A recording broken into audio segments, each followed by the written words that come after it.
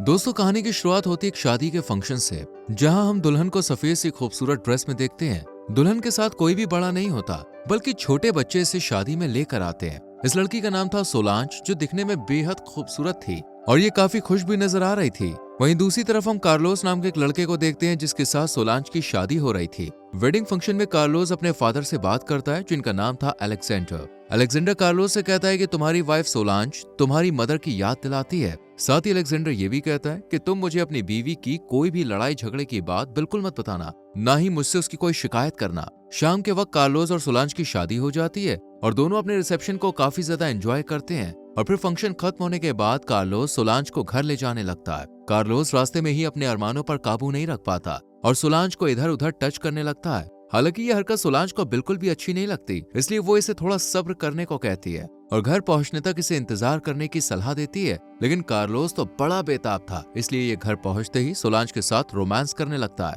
लेकिन सोलांज इसे मना कर देती है और कार्लोस सोलांज की कोई भी बात नहीं सुनता और उसके साथ इंटीमेट हो जाता है, जिससे सोलांज को काफी बुरा और अनकंफर्टेबल फील होता है। इसलिए सोलांज सुबह होते ही कार्लोस से कहती है कि भले ही मैं अब तुम्हारी हूँ, लेकिन इस तरह की जोर जबरदस्ती हमारे रिश्ते के लिए गलत साबित हो सकती है। इससे हमारा रिश्ता भी खराब हो सकता है। हालांकि कार्लोस पर सोलांज की बातों का कुछ खास असर नहीं होता। कुछ दिनों बाद कार्लोस अपने फादर से मिलने जाता है और उन्हें सारी बात बताता है कि सोलांज उसके साथ इंटीमेट होने से डरती है। वो अभी तक उसके साथ अपनी मर्जी से फिजिकल नहीं हुई है। इस पर अलेक्जेंडर कार्लोस की साइड लेने की बजाय सोलांज की साइड लेता है, जो कि कार्लोस को बिल्कुल भी अच्छा नहीं लगता। इतने में ही अलेक्जेंडर के असिस्टेंट पॉप यहाँ पे आ जाती है और इन्हें बताती है कि डोना बाहर वेट कर रही है। अलेक्जेंडर उसे किसी से भी मिलने से मना कर देता है और दोबारा ना डिस्टर्ब करने के लिए कहता है। और पॉप के जाने के बाद कार्लोस को समझाता है कि सोलांज का यही पेशेंस उसे एक अच्छी वाइफ और माँ बनाने के लिए काफी है। हालांकि कार्लोस को अपने फादर की बात पर यकीन नहीं होता, इसलिए अलेक्जेंडर कार्लोस से कहता है कि तुम्हें घबराने की जरूरत नहीं है,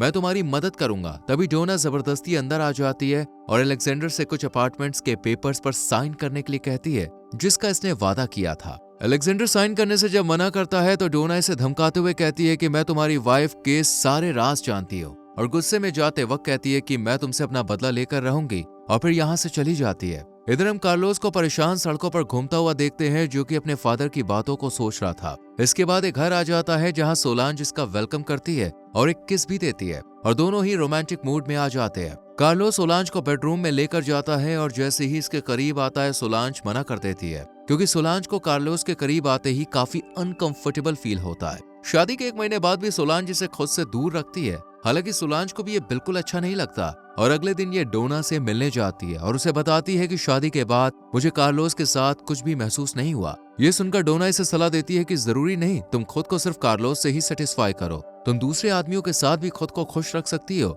डोना की बात सुनकर सोलांज को थोड़ा अच्छा लगता है और जाते वक्त डोना सोलांज को एक लेटर देती है, जो कि अलेक्जेंडर को देना था। अलेक्जेंडर जब इस लेटर को पढ़ता है तब इसे पता चलता है कि इसकी वाइफ आदमियों से बहुत नफरत करती थी और उनके पास आने से भी कतराती थी।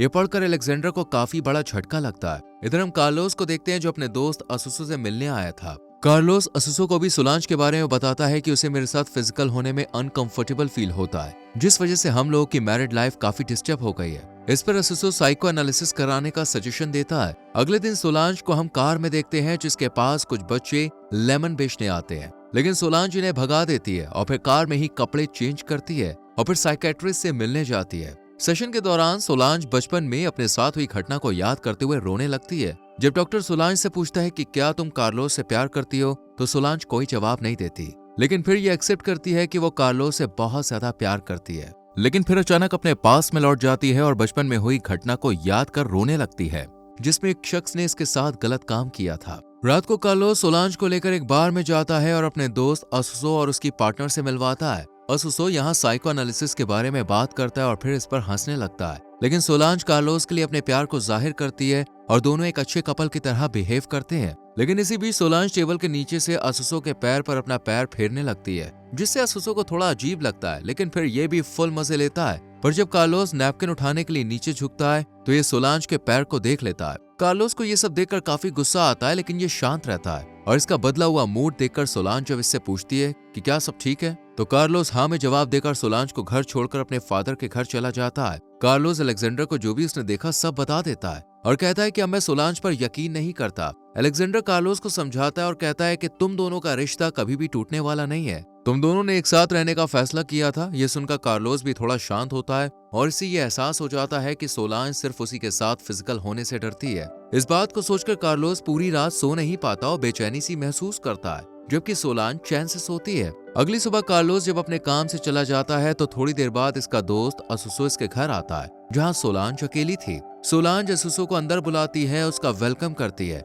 सोलांज की हरकतें कुछ ठीक नहीं लग रही थी, इसलिए असुसो कहता है कि मैं कार्लोस का दोस्त हूँ, और जब पीछे मुड़कर देखता है तो सोलांज अनड्रेस होने लगती है और फिर दोनों किस करते हैं। इसके बाद सोलांज असुसो के साथ इंटीमेट हो जाती है और काम पूरा होने के बाद असुसो से कहती है कि मैं तुम्हें बिल्कुल भी पसंद नहीं करती, बल्कि मैं तो ये चेक कर रही थी क्या मैं सिर्फ कार्लोस के साथ ही अनकंफर्टेबल महसूस करती हूँ या किसी और के साथ भी। ये सुनकर असुसो रिजल्ट के बारे में पूछता है, जिस पर सोलांज कहती है कि तुम कार्लोस के मुकाबले कुछ भी नहीं थे। ये सुनकर असुसो को काफी बुरा महसूस होता है और ये यहाँ से चला जाता है। इसके बाद सोलांज नए कपड़े खरीदने जाती है और कुछ अच्छी ड्रेसेस खरीद लेती है और फिर एक सुनसान से पार्क में जाकर यहीं अपने कपड़े चेंज करती है और अच्छे से तैयार होकर एक बस स्टैंड पर आकर बड़े ही स्टाइल में खड़ी हो जाती है और बस के आने का इंतजार करने लगती है। जैसे ही बस का ड्राइवर सोलांज को देखता है तो ये बस में कुछ टेक्निकल इश्यू का बहाना बनाकर बस को ठीक करने लगता है। कंडक्टर सभी लोग को बस से उतार देता है। इसके बाद ये दोनों सोलांज को अपनी बस के अंदर ले लेते हैं और पैसेंजर्स को यहीं छोड़कर चले जाते हैं। ये देखकर सभी पैसेंजर्स बस के पीछे भागते हैं और बस ड्राइवर और कंडक्टर को काफी बुरा भला भी कहते हैं।